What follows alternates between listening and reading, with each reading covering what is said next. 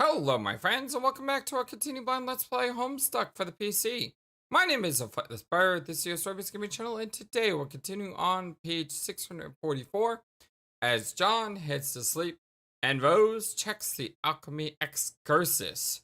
Let's not waste any time, let's jump right into this, shall we?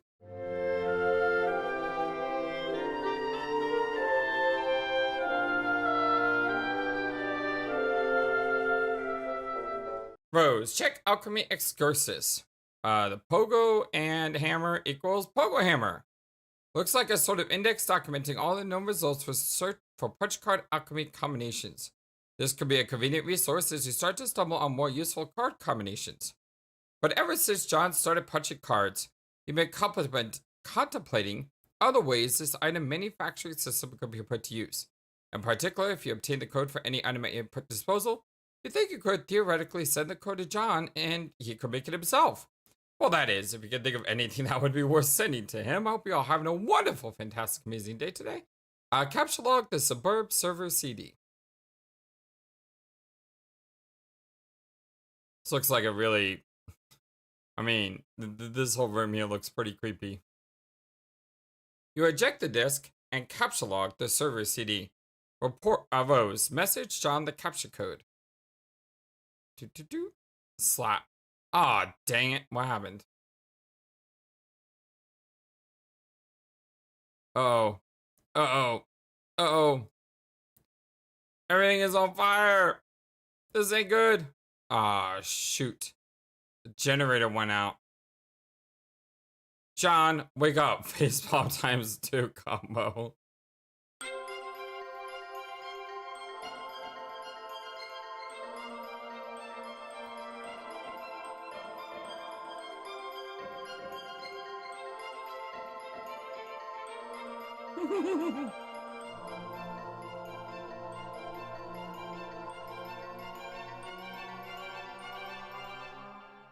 Okay, that was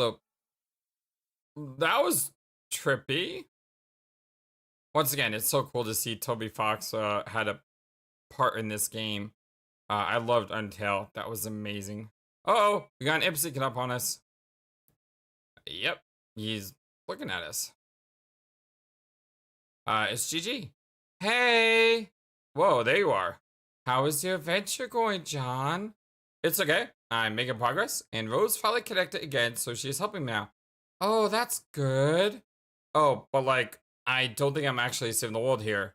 I do know what I'm really accomplishing, but I guess it's not that. Well, I think whatever it is must be pretty important. Don't lose hope, John. I think it'll all turn out for the best if you stay positive. Just keep listening to your grandmother's advice. Yeah, you're probably right. But wait, I don't think I mentioned Nana to you, did I?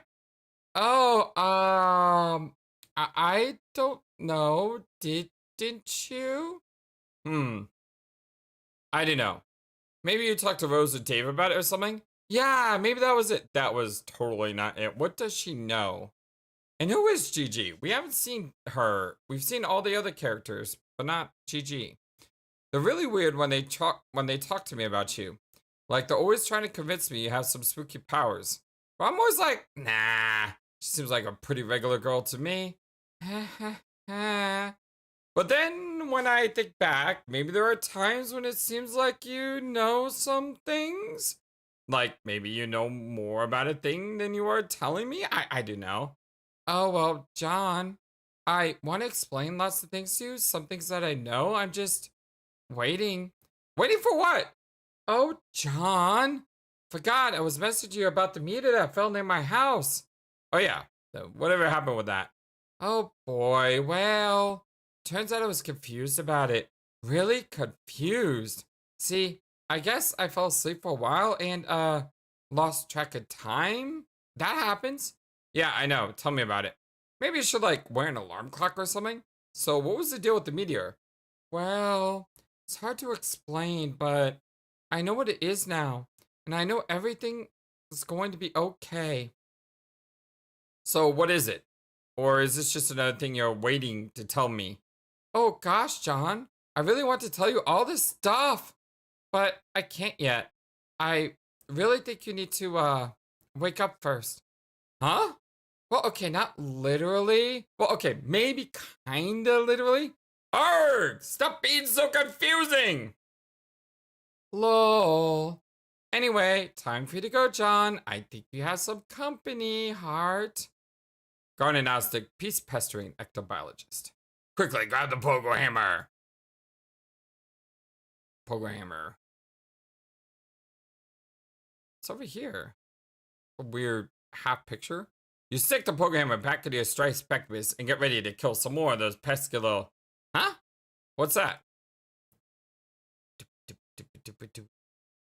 Someone's stealing the book.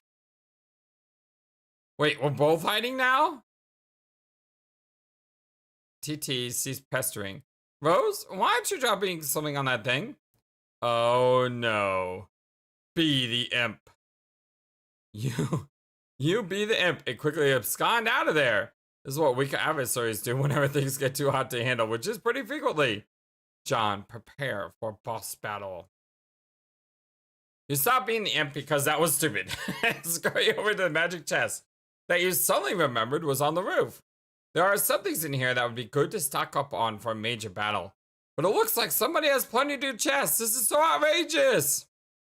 Knowing me, I probably would just wait for the item to be used until the very, very end of the game. And anyway, oh my god, why is that foot so big? You are being ambushed. This isn't much room to maneuver on this sloping roof. Maybe you should consider making your way to the higher ground. Send to the highest point of the house. Doing, doing, doing. You go up here. Look down. Peek over the edge. Oh my god, these things are huge. Look this way, John. Oh, by the way, we killed that thing. Did you see that? See the things here? That means we killed it. Yeah. Dum. Dum. Dum. Wait. Handcuffs? It already seemed like a long way down to yard, not even to speak of whatever's below. Hey, what's your trick handcuffs dangling from your branch earlier? Dang it, why do imps got to be making off with all of your sweet gear? Turn around. Oh my god, those things are huge. Those aren't imps. Those are ogres. You are confronted with a pair of enormous foes. This is it. You have no choice but to wage a fierce rooftop battle. This is totally going to happen now. It could in no way conceivably be interrupted by a sudden shift in our attention. It's go time. It's time to do this thing. We're doing it, man. We're making this happen. Dave, stop being the other guy. It's a lot of puppets. You stop being the other guy. You're not even sure what that meant anyway. Dave, ascend to the highest point in the building.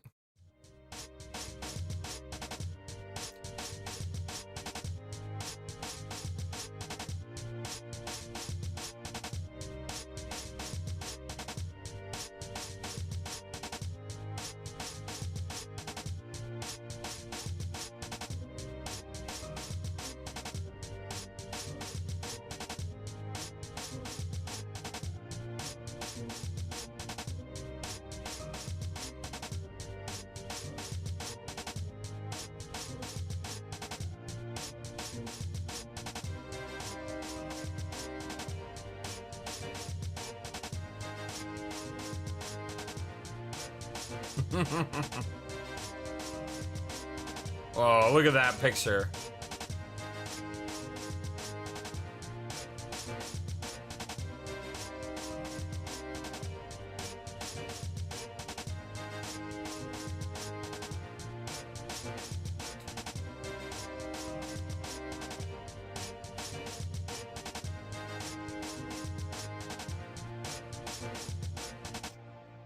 Psych! Dude, that was an amazing cinematic there. Who was this? Oh, wait. Times 2 double psycho combo! It's a guy from the future. You are now the Wayward Vagabond. Wayward Vagabond. Red tree. Get him already! Examine the rotten pumpkin. What pumpkin? Check the little red bar. So his name is Wayward Vagabond? Write that down really quick. Wayward Vagabond. It appears to be the gauge for a large power cell, perhaps fueled by some type of nuclear reaction. If this is the case, it is relatively low on fuel, but who knows how long it has been running here. You do not care about this sort of nonsense, and you will disregard it at once. You are very hungry. Capsulog, the can of gravy. Capsulog? You have no idea what that means. It's a total nonsense. You do not know what to make of it. You will not give the foolish notion a second thought.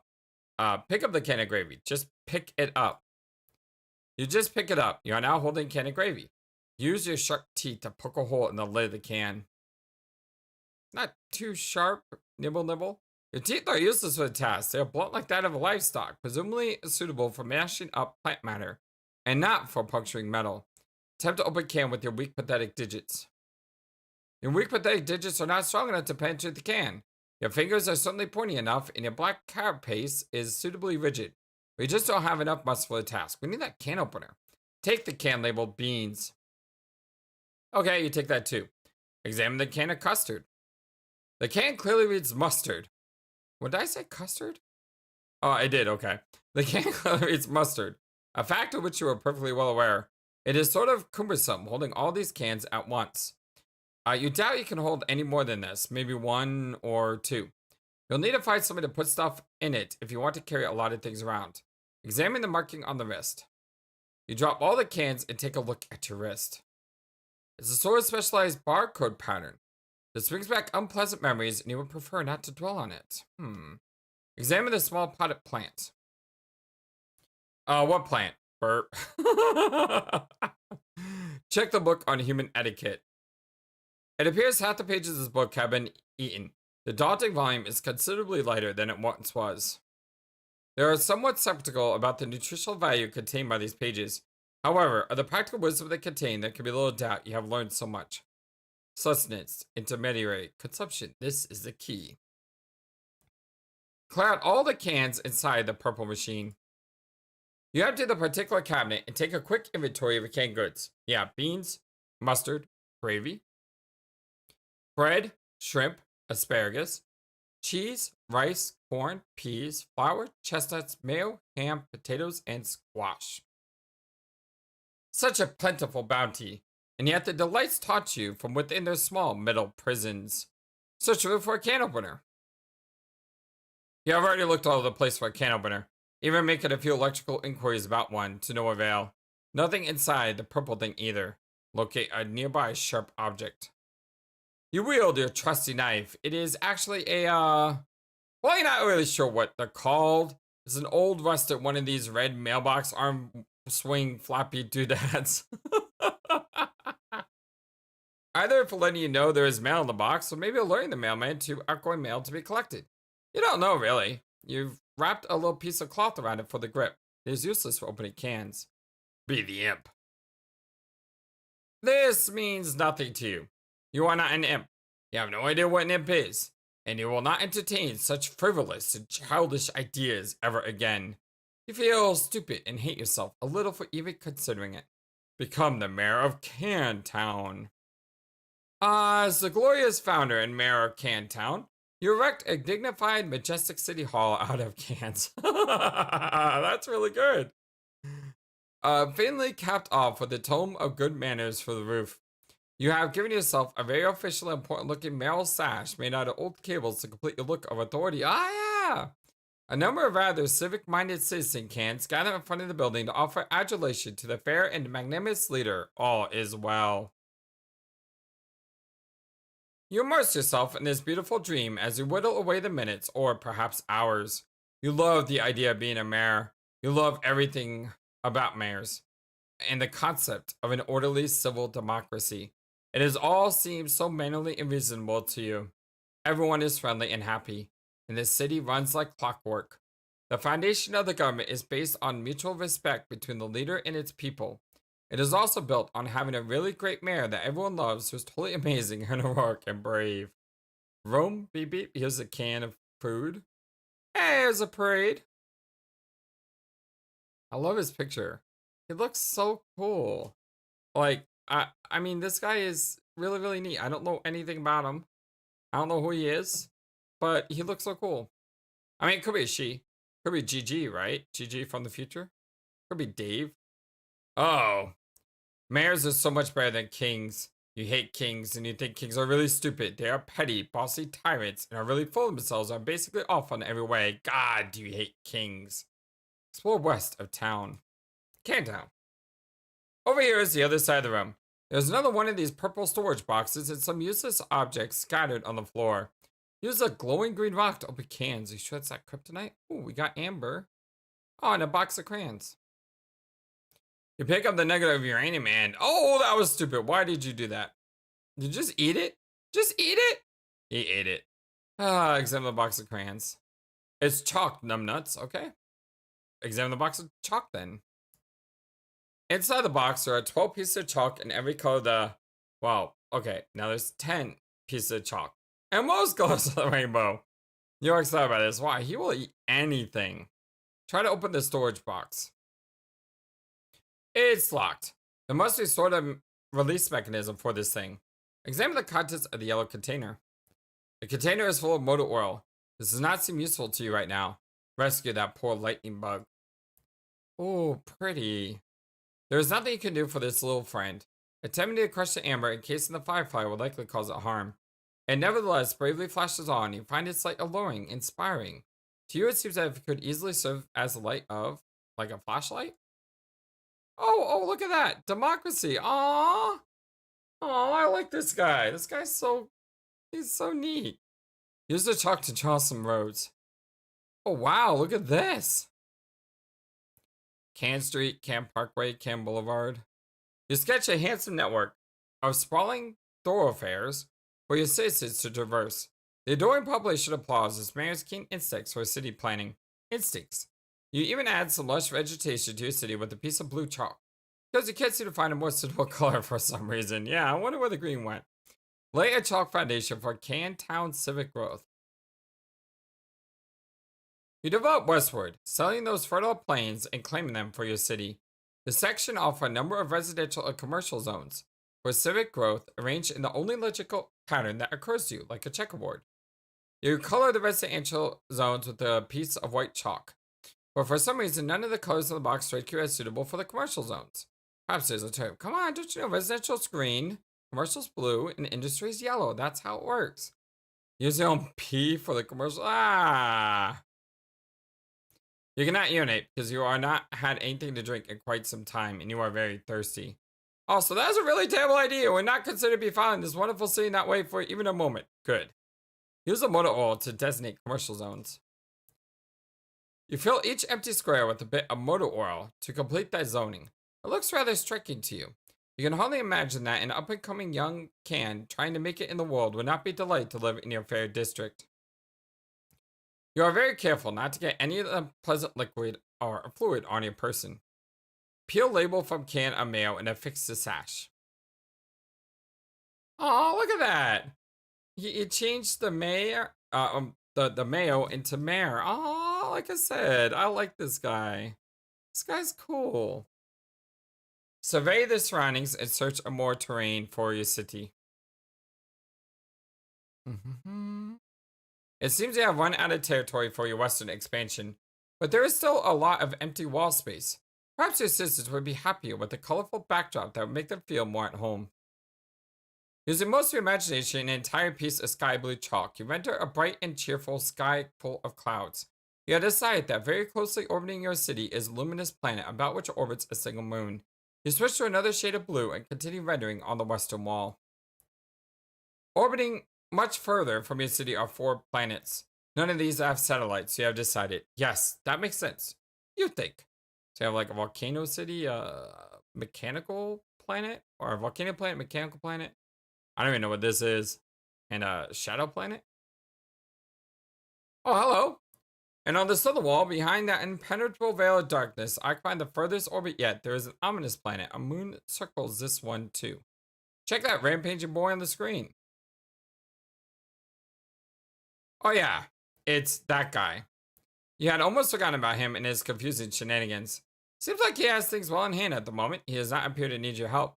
And I've already concluded that he cannot help you, at least for the time being. This is the part where he uses the, yeah, boing! Oh, did this just change? No, okay. Turn on the other 3 screens. Oh, he's sleeping now. Yeah, no idea how to turn these on. There's no mouse with these weird quadro monitor computer. It can only be operated through the text commands from its keyboard. Perhaps there's a special key or command which will allow you to switch to another monitor. Press tab.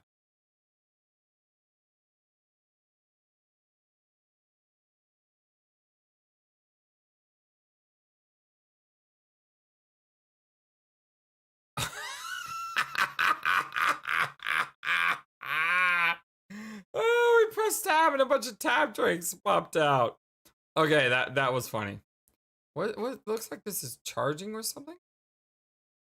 Tab!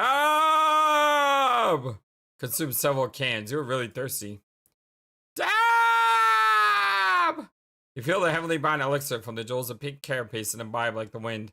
It is so sweet and sugary. You wonder how much sugar can fit on one can. Whatever mighty wizard concocted this potion is truly deserving of fear and respect. Welcome the rest into the city. The tabs are naturalized as loyal new citizens of Cantown. All cans are welcome and equal in your city, regardless of can content and whether empty or full. It's not like emptying a can kills it or anything. They're just cans after all. Hit escape. Feeling refreshed and heavily caffeinated, you go back to work on the big computer. Hit escape, which is a minimize action window thing and reveals the history of all the commands you entered. Now reached an impasse. The opening dilemma remains unsettled. Most unfortunately, but it has been a pleasure nonetheless. Oh, but thank you. Thank you very, very much, dear favorable small primate. I shall take my leave now, John, until next time.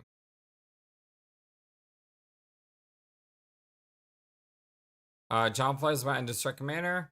Inspect Hag Ash incident. Do again as purple words say. Ignore this woman's antics. Indulge device. Be curt with it. Enough strange poetry from the red text. Purple text is less irrational. Ridiculous folly. Inexcusable. What color are the words that this chum says? Green text was attractive. Now view the red text again. John, what are you doing? Stop doing nothing. Huh? Troubling. Investigate this. John, pursue adversary into that room. Chum will know what to do. Do read your book. Stay away the fools. John, turn around. Huh? John, salvage your weapon and fight on.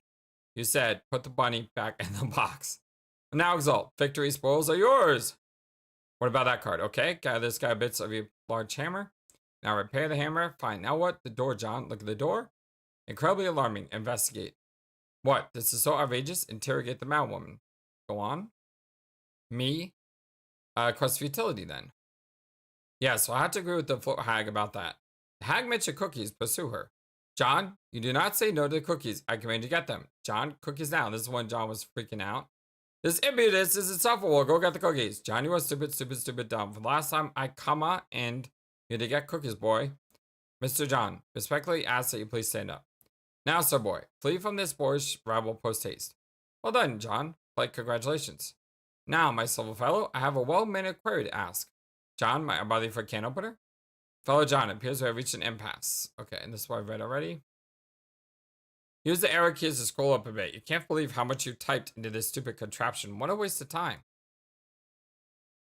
Home view, switch, escape, lock room. Boy, you there, boy. Scroll all the way up to your first command. It looks like there are more commands above it. Maybe someone's entered commands on this thing before you. There aren't many more. At the top of this list appears to be the very first command. Home. View. Switches. Type switch to. It's the wizard. You activate screen 2. Signal is garbled, and you have no idea what you're looking at. Some sort of filthy beggar pleading for help? No one is around, and nothing is happening. You seem to be locked out of any sort of interaction with whatever's happening on the monitor. Switch 3. Oh, hello. Wow. Stab. Oh, Cal just got wrecked. It's not one of these rapscallions. This monitor is locked too. You can't tell what to do. Not that you really want to, since it just looks like more confusing nonsense to you. Consider switching to screen 4, but decide against it. You have a feeling that whatever's there will just confuse you more. And you don't really care all that much anyway. Home. All 4 screens reactivate. Together they display countdown starting at 4 hours and 13 minutes? Huh?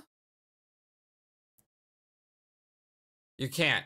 Nothing is working anymore. The timer seems to have disabled the keyboard. Enough of this nonsense. You are an important mayor, and this absurd contraption has wasted enough of your time. You got a city to govern with a carapace fist, which is to say, firm, yet polished, and simple as the situation demands. Anyway, this will help you kill some time while you wait for that clock to count down. Seaweed, the light, hat, artichokes are flying, pickles, bamboo shoots, radishes.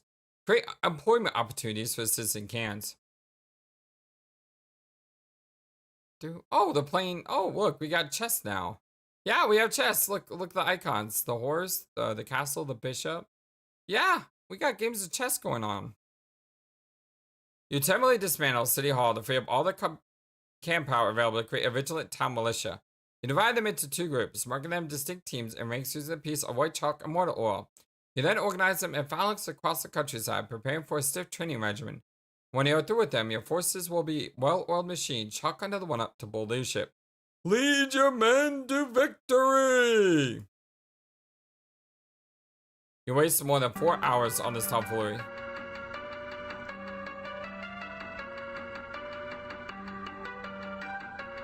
There's a castle.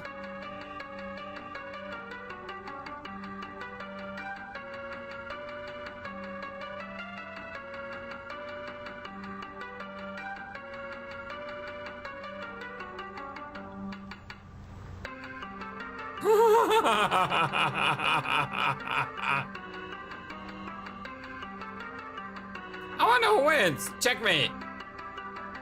Well, I guess black won. One lost assistant tab. That was really cool. That was so neat. No!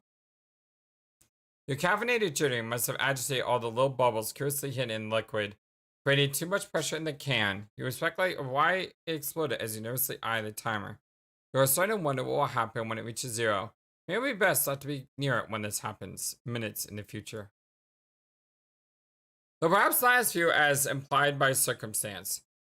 Peregrine mendicant trundles precious cargo beneath the gleam of the celestially ominous. Mendicant. Don't think I've ever heard the name mendicant before. What is a mendicant? A mendicant is a beggar. Okay. And it says peregrine mendicant. Peregrine.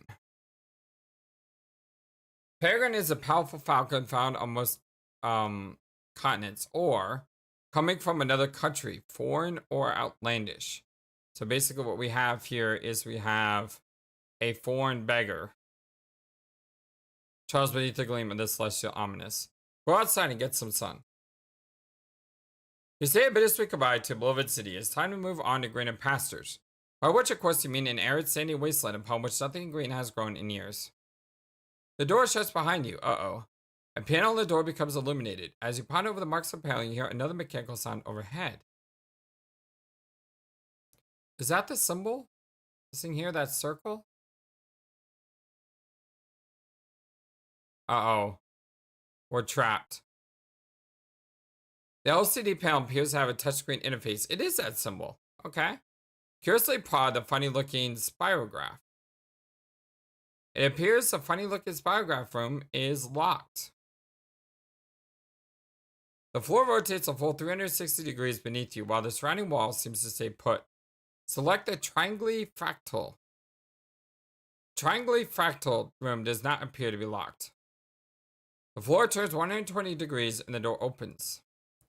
You go through the door to find another room. It's the same size as the other one you just wasted all that time in. While a clock was ticking down to something which may or may not be your doom. Maybe there is something in here that will help you escape. Against the wall, there is another perplexing contraption.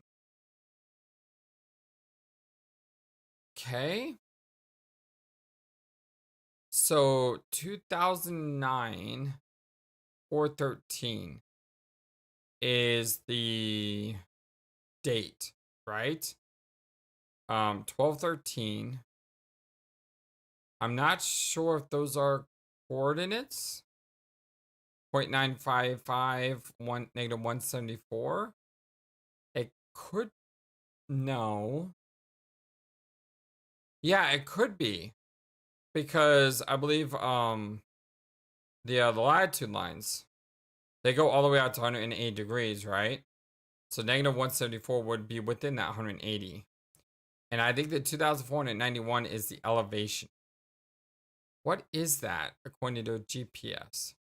Against the opposite wall, some sort of control panel will catch you out. You see, I will look up negative 0.9 and negative 174.7 into a GPS. The problem is, if I go with that specific number, Google may find this game and may give me a spoiler. So I can't really do that. I can only hypothesize on what the numbers mean. Against the opposite wall, some sort of control panel which catches your eye. It has two large screens, but one screen appears to be active. There are fields for numbers which appear to be modifiable with dials to the right. Some numbers are already supplied by default, but the dials to the previous... Wait, did I just... Hold on. I think I just read the same thing twice. Back up! It has two large screens, but only one appears to be active. There are fields for numbers which appear to be modifiable with the dials to the right.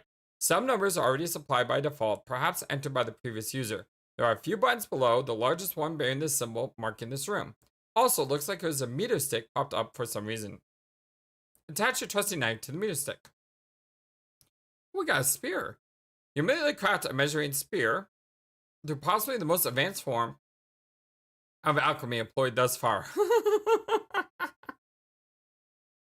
This is obviously the most important thing to do first, obviously. Or it would obviously be the most important thing to do if you had remembered to bring your trusty knife. You feel so insecure without your trusty knife. It makes you want to slit your wrists. No, don't do that. Or at the very least, plug your carapace with some sort of measuring apparatus. Okay. Oh, we don't have the knife with us? We didn't bring the knife with us. Oh. Look at the other wall. You examine the perplexing contraption across the room. You, of course, have no idea what it could possibly do. I forgot, we don't have the capture log thing anymore. You adopt the only obvious course of action, which is to poke and prod it with your handy ruler. You're quite sure this is what science is all about. Press the triangle pattern. You go back to the control panel, which probably obviously controls the gizmo, and you push the big blue button, which is obviously probably the most obvious thing to push. You purify a pumpkin? Okay, where did the pumpkin come from? Examine the pumpkin. Don't eat it. It seems this mysterious gourd was transported, purified, from a specific time and location somewhere on this plane that you were on. You wonder if the machine, the purifier, will take any object that exists at whatever time and location you supply. There's a symbol carved on the pumpkin. You don't really know what it means. And you doubt it will ever prove to be relevant in any way. Devour the pumpkin. Nibble, nibble. You consider dining on the ripe flesh of the plump vegetable, but your curiosity about the purifier gets the better of you. You try to sneak a nibble from the pumpkin nonetheless. Suspect the green buttons.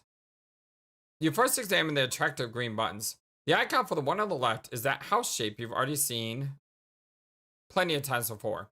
The right one, on closer inspection, appears to be the map for this underground facility with an X marking its center. Press the green button on the right. You push the button. All the numbers change. Perhaps these are the coordinates for the location of the center of this facility, along with the local date and time. If this is the case, it would make a useful reference points for your current bearings. Fiddle with the dials.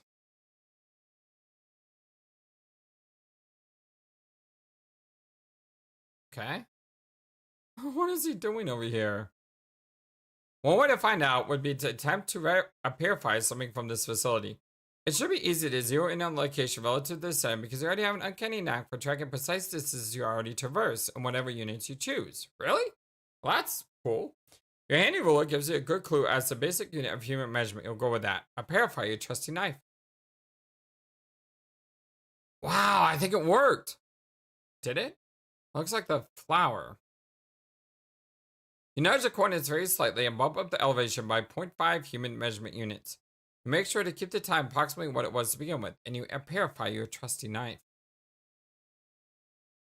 Purify Cantown. You nudge the numbers a bit. Oh, look at that! You nudge the numbers a bit more and purify a bunch of cans. This is so much more efficient than walking back to the room to get them all. You are to believe that time is at a premium after all. Just purify the pumpkin.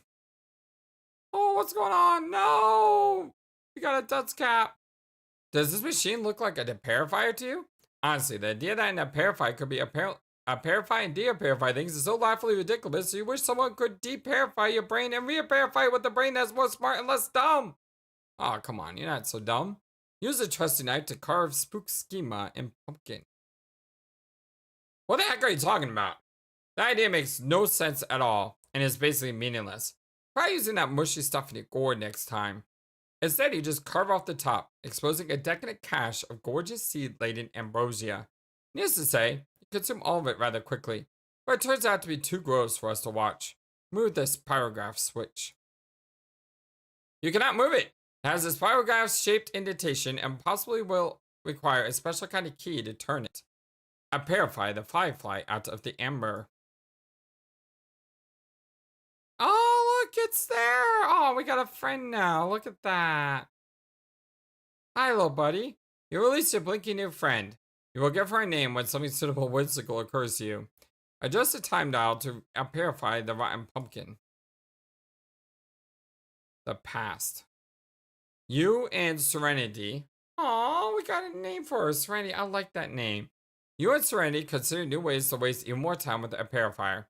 You are assuming she is a gold firefly, even though you are not really sure that fireflies can even be girls. Oh well. You target the extremely tasty rotten pumpkin that was sitting in the other room a few hours ago.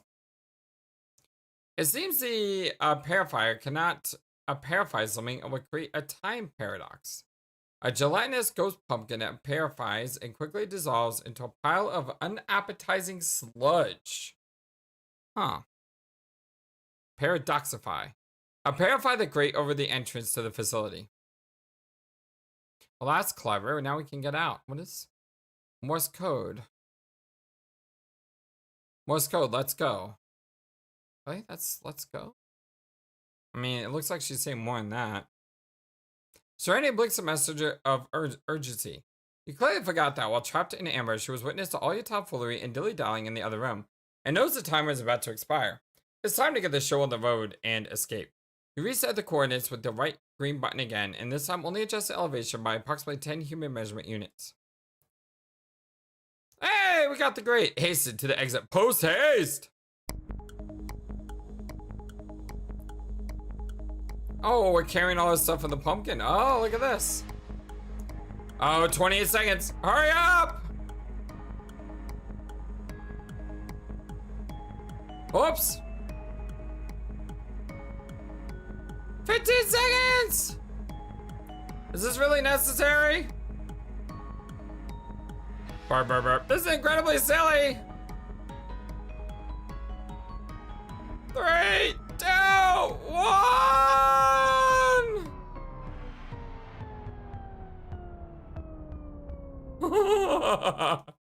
Psych? Oh, wait. Unpsych. You attempt the rare and highly dangerous 5 times cliffhanger combo and fail. We are doing it, man. We are making this happen. Ascend.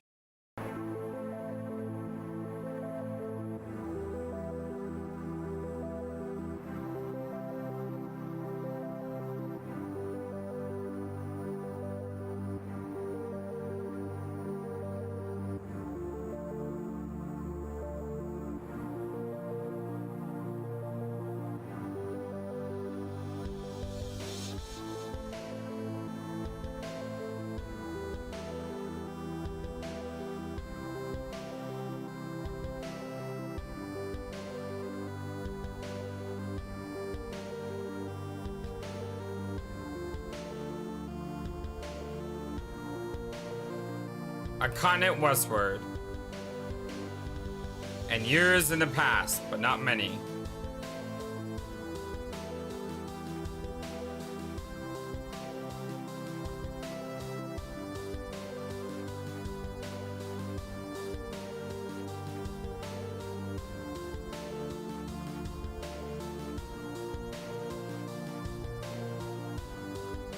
An ocean westward, and years in the past, but not many.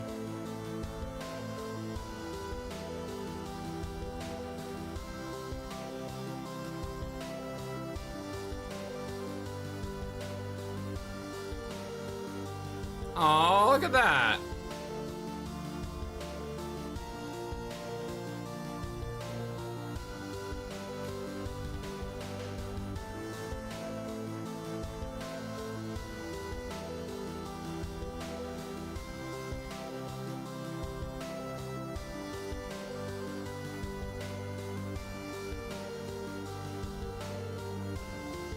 Dad's been captured. Oh, he's escaping.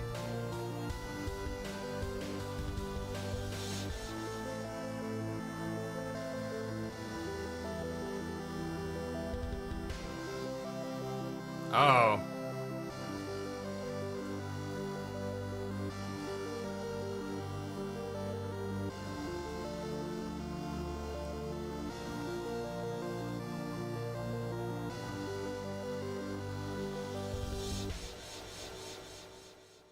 Think we ran out of fuel.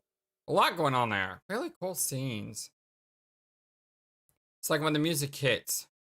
Because we're not playing the music all the time, I think it means more. You know what I mean? Next page. End of Act 2. Aww. Well, we're gonna keep on going. Dear John. Colonel Sasker's dawning text of magical frivolity and practical japery.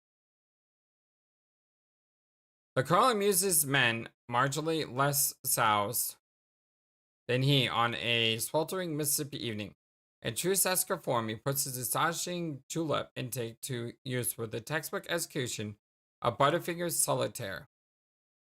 Dear John, you are no doubt reading this as handsome and strapping young man. Why, the Mangrit needed to lift the book is itself a sign of your maturity.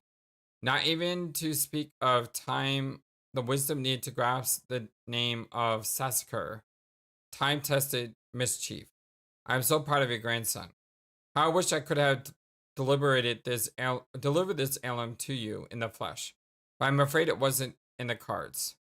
For you, see, John, like you, this book must yet take a journey. Its journey will end on the final day of my life, and even then will continue some. Though I suppose I will be up to your something. Perhaps we will discuss with you one day. Oh, father. Perhaps suppose I'll be up to your father. Perhaps we'll discuss it with you one day when he and you are ready. You are no doubt reading this as a handsome and strapping young man. Why the main great need to lift the book is itself a sign of immaturity. Okay. Oh, okay. Yeah, we just read this. Except I read it a lot more difficultly. Let's continue here because it's new. But it is your journey I'm writing about to wish you luck. There will come a day when you will be thrust into another world, and once you arrive, this is only the beginning. You will soon delve even deeper into a realm of warring royalty and a timeless expanse, a realm of ages and exiles and consorts and carnal sprites. Of toiling underlings and slumbering denizens. A realm where four will gather. The air of breath, the seer of light, the night of time, and the witch of space. Together they will ascend. So I assume each one of those is us in some way. So John is probably the air of breath. Dave is probably the night of time. TT is probably the seer of light, and Chichi's probably the witch of space. I mean, I'm guessing here. John, if only you knew how important you were. I regret my passing came so early in your life, and yet I feel in my heart that we have already met. But what I know for sure is that we'll meet again. Until then, John, I hope your father keeps you well fed. P.S. Hoo hoo hoo. With love, Nana. Act 3. A silly girl naps by her flowers. It is quite likely that she tired herself out with a variety of silly antics, as silly girls are often known to do. She may have a silly name too, or maybe not. It's hard to say for sure without asking her. But since she's slumbering peacefully, it would be a shame to wake her up. Might as well give her a name right now. So this is, I'm assuming, Gigi. I guess the name is Farm Stink Buttlass. Huh? Wake up! You try to rouse Farm Stink from her slumber, but she's really down for the count. It looks like she is holding some sort of note. Retrieve arms from. They're right there, in plain sight. Look, they are flashing red. Drop pumpkin on Farm Stink. What pumpkin? You see no pumpkin? Frankly, it's hard to imagine there ever was a pumpkin in plain sight or otherwise. Anyway, that would be a really terrible thing to do to poor sweet Farm Stink. That's the same pumpkin as before, by the way. Read note. Farm Stink?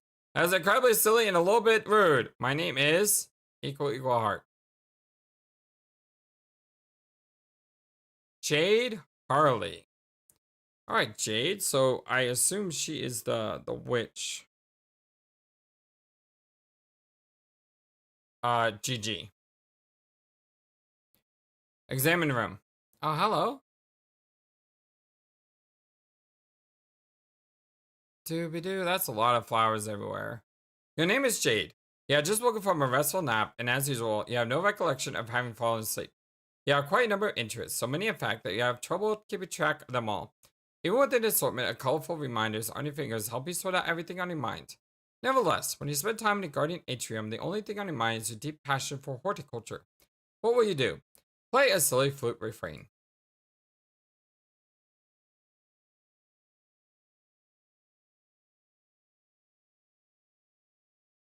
Heck. Just key anything?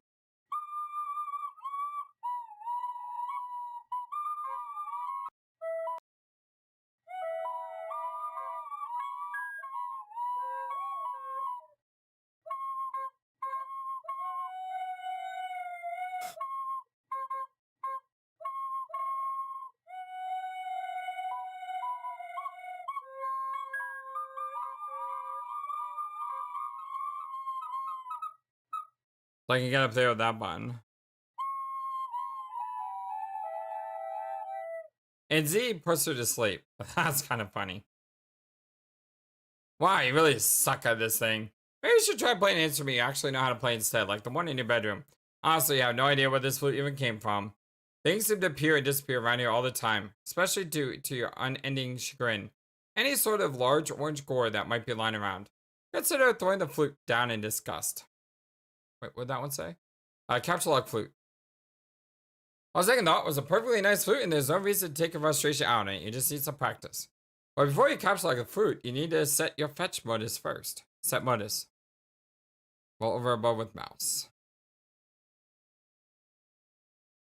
You have a wide variety of fetch modi to choose from. You were really excited when your grandpa bought you this modus set for Christmas. He is awesome, even if he is a little strict. You typically opt for the memory modus when it comes to matters of day-to-day practicality.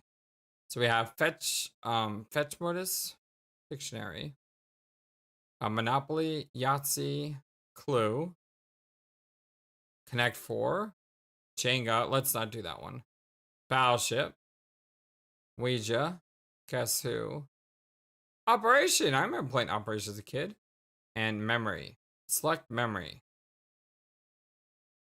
You set your modus to memory and capture log the flute. You'll lot 9, oh my god. You'll lot 9 cards to your modus from the deck, since that will be more than enough for your needs at the moment. The modus grabs 9 more cards for matching purposes. The flute is split up into 2 blank cards and mixed randomly into the grid. To retrieve the item, you must first pick one card and then pick its matching card. For the typical Silodexter, this modus represents a frustrating guessing game, and a lot of waste time on mismatching. But you like because you seem to have a knack for always guessing right in the first try. How about that? Squirrel like a piglet and fertilize some plants? What? She's not amused. It's an awful silly idea, and it's basically a waste of everyone's time. You'll practically disregard this thought and focus on more sensible objects at once. Oh my god, this is so much fun! Alright, let's see. You capture log the bag of fertilizer. Consult colorful reminders. You tend to have a lot of things on your mind at once, and you can be a little forgetful, so you keep a variety of colored strings on your fingers as reminders. Each one means there is something different to remember at a certain time. In fact, looking at your index finger reminds you there is something important to remember now. It is your friend John's birthday. The green string reminds you that John's birthday package will arrive today. The blue string also reminds you that John's birthday project will arrive today, though in a way that means something slightly different. What? You are further reminded that you have some things to do outside your house soon, but you should stop by your room first for some supplies. And most importantly, to see if John is online and wish him a happy birthday. Capture log the pumpkin growing next to you. You snap on the pumpkin, which seems suitably ripe for the taking. Hopefully the safety of his Silodex will prevent it from being spirited away like so many of its ephemeral predecessors. Oh, do they get sent into time? Exit this room. You make your way to the middle of the garden atrium where a stairwell joins the 4 atrium wings. Upstairs is your grandfather's laboratory as well as your bedroom. Capture log something. Your memory modus is hardly any fun without much stuff in it, so you decide to stock up on fresh produce to fill up some more cards. You pick a juicy red crabapple. You go pick up a nice looking key lime. Aw, it's so happy to see us. That must be a Bob Ross key lime. It's a delicious mandarin orange. These are your favorites. Aw, he's so happy too. And finally, a ripe yellow Eureka lemon. Most fun aside, you feel it's impossible to have too many fresh fruits and vegetables on hand. Go upstairs to your bedroom. You almost never use this. Oh my gosh. You almost never use the stairs. We just teleported. You transportalize upstairs, just above your room. Sorry. Transportalize, not teleport. Ascend. You enter your bedroom. Oh, on this side of the room, you are immediately confronted with numerous artifacts highlighting your various interests. Oh, we got the Slimer thing here. Got a bunch of squid. Oh, these guys. Oh, hello. Pretty artwork. Nice bed. I like the sheets here. You're an avid follower of cartoon shows of considerable nostalgic appeal. You have a profound zeal for marvelous and fantastical fauna of an anthropological persuasion. You have an uncanny knack for nuclear physics, and not infrequently can be found dabbling in rather advanced gadgetry. You enjoy sporadic fits of narcolepsy. Your love of gardening transcends the glass confines of your atrium, and you are at times prone to patterns of precognitive prognostication. You consider very briefly the question, what will you do? But you quickly realize that there's only half of you, and therefore a host only half of your interests to choose from. Explore the other half. Mantho chaps? Guns? Really? The heck is this? It's so weird how some things can look like super sci-fi, realistic, like black and white. And then you got this thing. Oh, a guitar.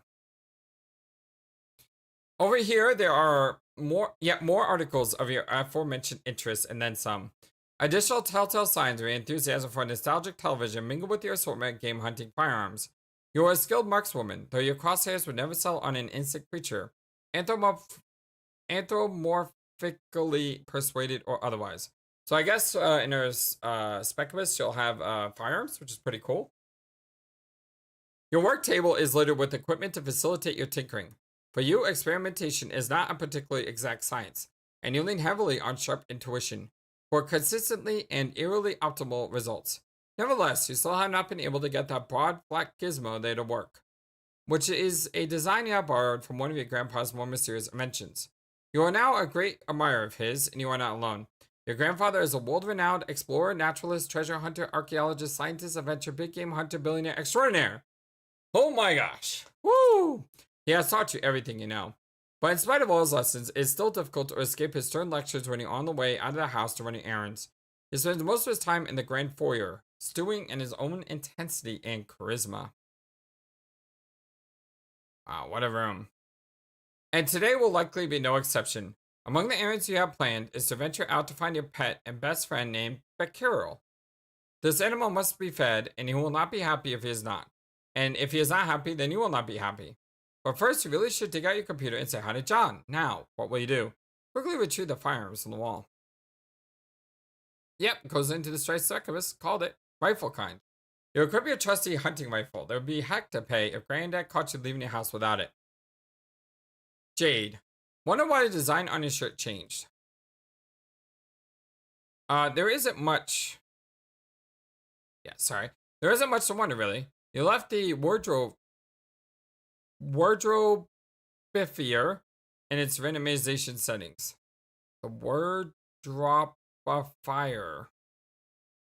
You may contemplate which shirt you design you favor the most and commit to that setting in the near future. Capture log the nearest Squiddles doll and hug it. Just before you can grab one, the powerful electromagnetics concealed in their underbellies become activated, and two of them get all tangled up with each other playfully. Aww. Tangle buddies, look at her, she's so happy. You capture log the Tangle Buddies. Lose interest in fauna and never speak of it again. Oh, but you never could do that. What marvelous creatures they are. What a daring dream. To combine the finest quantities of humanity with the elegance and nobility of the animal kingdom. How you wish you could know the world. To hear one night those muted pawpaws trapeze up your stairs. A low but friendly growl unsettles your slumber, and as the sulphur seeps from your eyes, they detect a sharp pair of ears cutting moonlight. A mysterious woven tongue invites. Wouldn't those ears suit you? Would not this proud long snout assist you in the hunt? No need to answer. Words slow from the busy mind like a useless dead membrane as more visceral sapience takes over. Something simpler is in charge now. A force untouched by the concerns and burdens of the upright. That farcical yoke, the bipedal toe. And now drives you through the midnight brush, your paws whisking through creepers, unearthing, with each bolt stop bright odors demanding investigation. But not for long, as you and your new friend must claim the night with piercing howls moonward. You eat a weird bug, and don't even care. Pick up your toys. Speaking of which, you pick up and admire one of your manthro chaps. They are wonderful friends and always cheerful and pleasant fellows. Why, dear Mr. Coxcomb, how will he ever be perceived at the Barnyard Gala without the trappings of a proper gentleman? Each manthro chap comes with a number of accessories, including articles of formal attire, a vaccination kit, and a dishwasher-safe slop throw. Organize all your dolls. You got all your dolls in a rather coarse-looking pile. Aww. Change wardrobe by fire setting. Wardrobe by fire. I just bit my tongue. I'm just talking. I've never done that before while I'm just speaking, but for some reason, I just bit my tongue. And I have no idea how I did that. You deactivate the wardrobe by fire's randomization mode and set it to cycle through these 3 shirt designs. The decision was tough, but you think came to the best possible conclusion. Pick Jade's shirt. You may select up to 3 options. Well, it looks like it's already chosen. I'm not going to look at these. I'm looking at these. I like an Adam. Oh, I can't submit a vote. I like Adam, Sun, and Ghost. Or Sun, Ghost, and Devil Beast. Those are all good.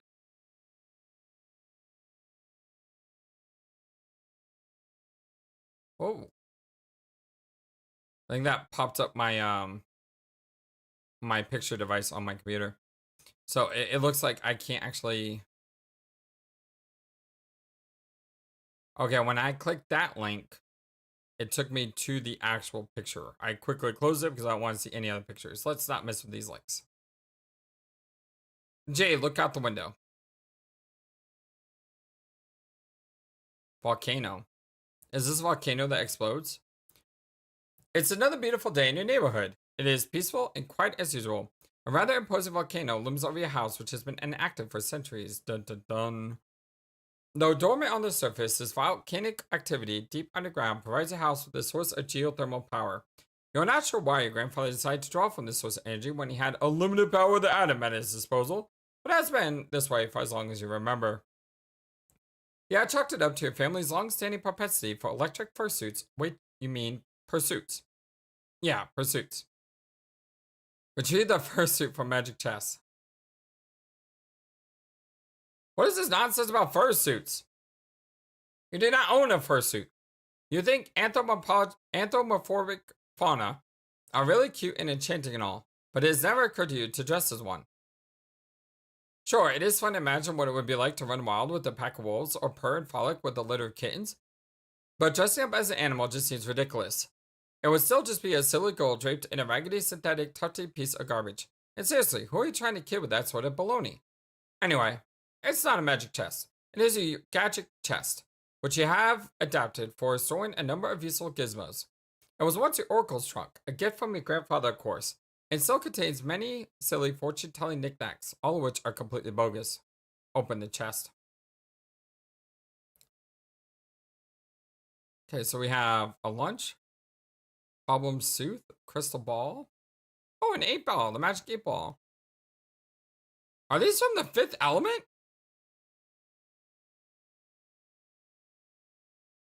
Is it the 5th element with the The Stones of Elements? I think it is.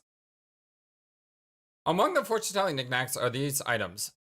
Crystal ball plus compulsory velvet pillow. A tarot deck. Oh, that's what that is. A magic 8-ball, a magic cue ball, and one of your favorite books of all time, Palm Sooth.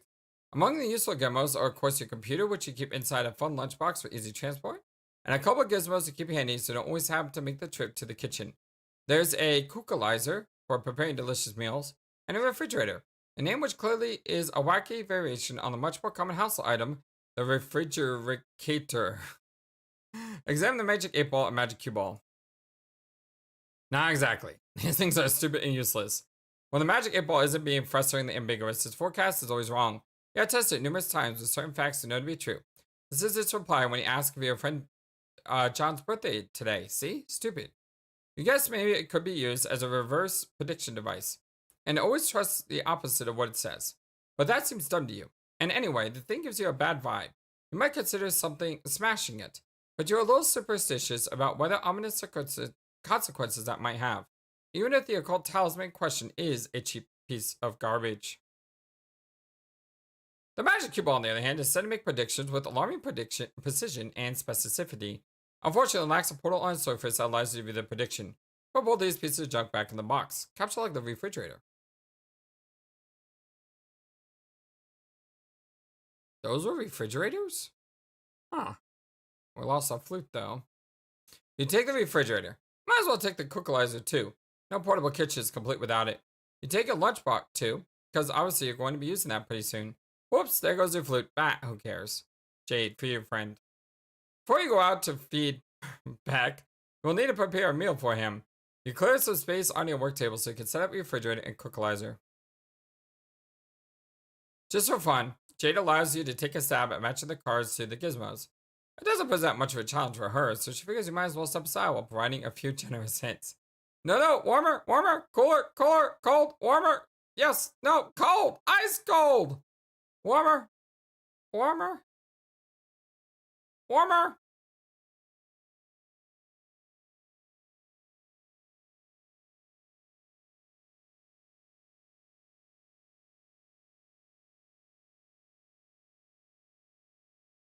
Come on, you just turned over that one. There we go. Yeah, I selected the key line. Way to go. So happy to see us. Try again.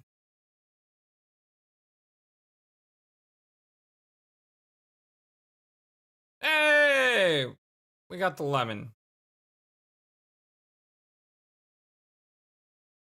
Hot? Wait, no, cold, really cold. Frozen tundra.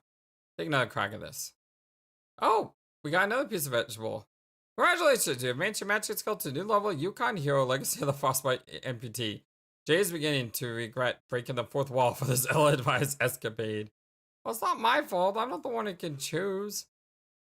One more time. Oh, dear God, more. If it were known in advance how terrible you're going to be at this matching game, the author may have given second thought to preparing this cool interactive Flash application. Look at all these fruits on the loose. Good luck trying to sell this out. Oh, okay, so this apparently was a Flash game, but of course in 2023, Flash is non-existent. So rather than trying to put something together, they continue the story like this, which is fine. I'm okay with that. You just deploy the gadgets yourself. Stick fruits to the refrigerator to keep them fresh. The fruits are unlikely to become less impudent anytime soon, regardless of where they are stored, but you stick them in anyway. Take a look at the refrigerator's rotary interface. You wonder what he is in the mood for today. That's the steak button. Oh well, it's a rotary dial, so no more buttons to press, but whatever that doesn't really matter. You dial up a thick T-bone steak, which you're sure Becquerel is in the mood for because he is in the mood for steak every day and is never in the mood for anything else, but he does like his steak well cooked. Steak is good. Lightly irradiate the steak, oh my god. He does prefer his steak rare after all, but you will not dignify the turn the knob much further because you are not stupid. I still think that's kind of crazy. Our steak is green now. You capture like the irradiated steak and save it for your trip outside. You shouldn't waste much more time. You wouldn't want all those nice depleted steak isotopes to sell down. Examine the atomic base by your bed. You won't exactly call it an atomic base, but it's heavily customized to accommodate a high level of musical virtuosity. The perfect instrument for the electrically spirited. Turn the strings way down, of course, because your stumpy arms can't reach the low notes. You switch your electric bass to its advanced setting. Oh my god. But you probably switch it back, since it's always too complicated to play in person like this. The default setting is your preferred mode for casual jamming. Since you can't possibly waste enough time playing music, casually jam is exactly what you're going to do. Play a hauntingly relaxing bass line.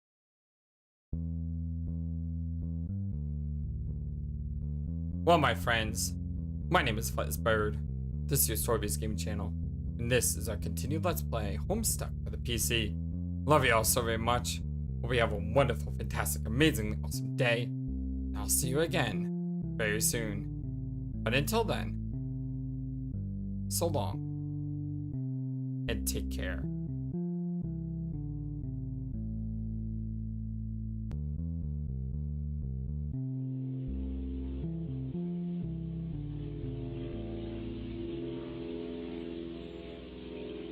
Oh, we got a package. I wonder what's in the box. What's in the box? Have a great one, my friends.